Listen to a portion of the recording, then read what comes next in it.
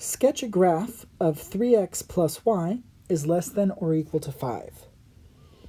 In this case, we're not actually given the equation in slope-intercept form to start, and so our first step is going to be getting it into slope-intercept form, both so we can see what line we need to graph, and also so we can see which way we need to shade.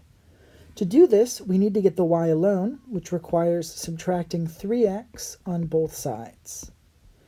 If we do that, that leaves us with the y on the left, and so y is less than or equal to 5 minus 3x. And so here we can see what the slope and the intercept are going to be. The y-intercept is 5, because that's the constant term, so we're going to start there. And the slope is negative 3, which we can write as negative 3 over 1.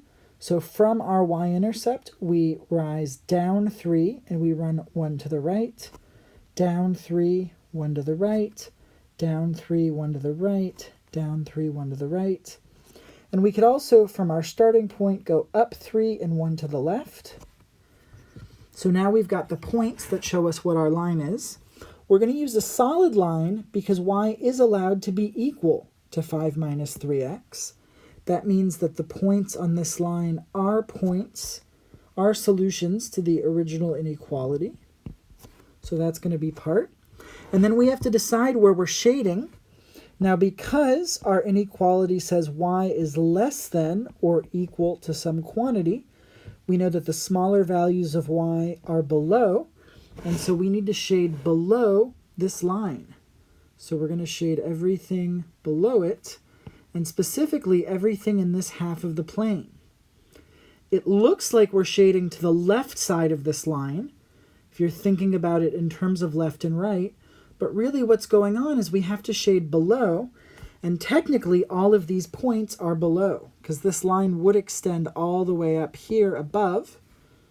So we are shading everything below, everything on the half of the plane that's below. And so that would be this part.